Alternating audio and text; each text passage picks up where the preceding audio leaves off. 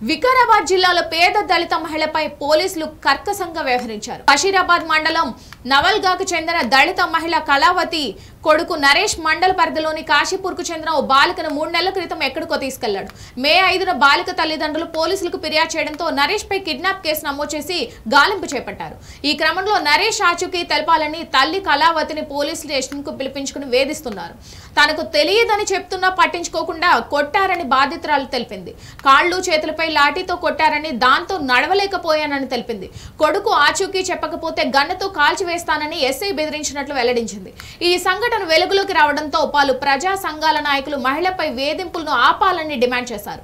ఇప్పుడు ఈ ఘటన పోలీసు యంత్రాంగంతో పాటు జిల్లాలో చర్చనీయాంశంగా మారింది. ఈ సంఘటనపై తాండూరు డీఎస్పీ బాలకృష్ణ స్పందిస్తూ వెలుగులోకి వచ్చిన సంఘటనపై విచారణ జరుపుతామని తెలిపారు. 3 నెలల ఈడికి తిరుగుతున్నా సారు. నాకు నీళ్లు ఏం లేదు, కూర్చున్న జాగ్రత్తకి లేచిపోతే ఆడుకోతున్నా కూర్చో అంటాడు సార్. ఇంత ఘోరంగా పెట్టిండు సార్. 3 నెలలు ఆయన తిరగబట్టి నా తిండి కడిపేమే సార్. నమ్మడొక కొడుకును గన్నతో చంపేస్తా అంటాడు, కాల్ చేస్తా అంటాడు. 2 సార్లు అన్నాడు సార్. నేను నా మనసులో బాధ పెట్టుకొని వద్దు సార్ అని కాలమైన పడితే నాకు తన్నేడు సార్. ఇవన్నీ గుర్తుకొస్తున్నాయి ఒకటొకటి. మస్తు ఘోరంగా కాలమే లాడి కొట్టిండు. 32 దెబ్బలు, చేతిలో 15 దెబ్బలు కొట్టిండు, మోకాళ్ళ మీద 4 దెబ్బలు కొట్టిండు. ఇంత ఘోరంగా ఇదైతే నేను కొన్ని ఇంట్లోకి పోయినా సార్. నేను మా అమ్మాయికి సార్ ఇంత పెట్టి చేస్తే నేను ఎంత ఇది ఉంటుంది సార్. నాకు 9 గంటల 1 నిమిషం ఎక్కువైతే 1 నిమిషం లేట్ వచ్చినా అని మళ్ళీ ఎంతో ఇబ్బంది పెడుతున్నాడు సార్. నాకు సార్ ఎస్ఐ కొట్టిండు. ఎస్ఐ కాళ్ళ మీద కాలు పెట్టి దీంతో చంపుతున్నాడు. నీ కొడుకు ఆడినాడు, నేను చంపేస్తా. చంపేస్తే సారు నువ్వు నా కొడుకుని చంపి పేపర్కి సారు నేను సంతకం పెట్టిపోతున్నా. సంతకం పెట్టుకోండి. నా కొడుకుని నీ కొడుకును లేడంటాడు కదా, నీ కొడుకుని చంపేసి వచ్చి వాళ్ళ అన్నకు ఒప్పచెప్పి వస్తా అని అంటే నేను సంతకం చేసి ఇంటికి పోయినా. చంపేసి కదా సార్. ఈ సంవత్సరం మే 4వ తేదీ నాడు బషీరాబాద్ పోలీస్ స్టేషన్లో కంసాన్పల్లి విలేజ్కి సంబంధించిన ఒక ఫిర్యాదుదారు కంప్లైంట్ చేశారు. తన యొక్క డాక్టర్ మైనర్ కూతురు 16 ఏళ్ళ మైనర్ కూతురు తప్పిపోయిందనే విషయంలో కంప్లైంట్ ఇస్తే దాని మీద ఫిర్యాదు ఎఫ్ఐఆర్ నమోదు చేయడం జరిగింది.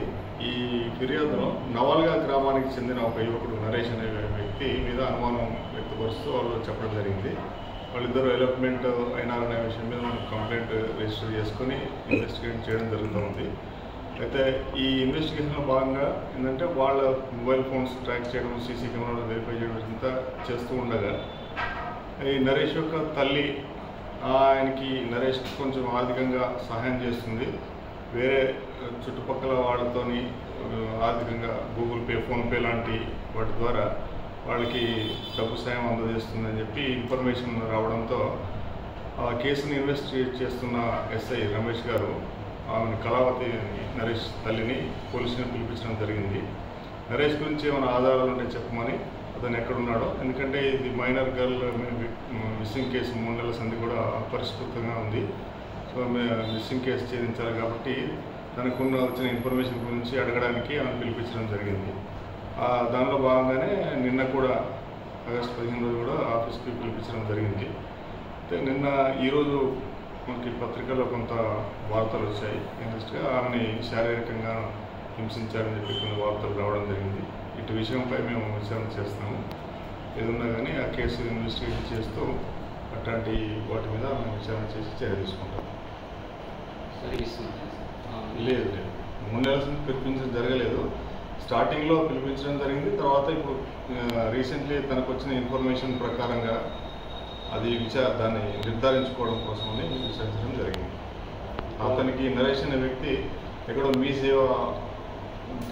సేవ నెంబర్కి డబ్బులు పంపించేయమని అడిగితే ఈ తల్లి కళావతి పంపించింది అనే సమాచారం రావడంతో దాన్ని వెరిఫై చేయడం కోసం మనం చెప్పడం జరిగింది.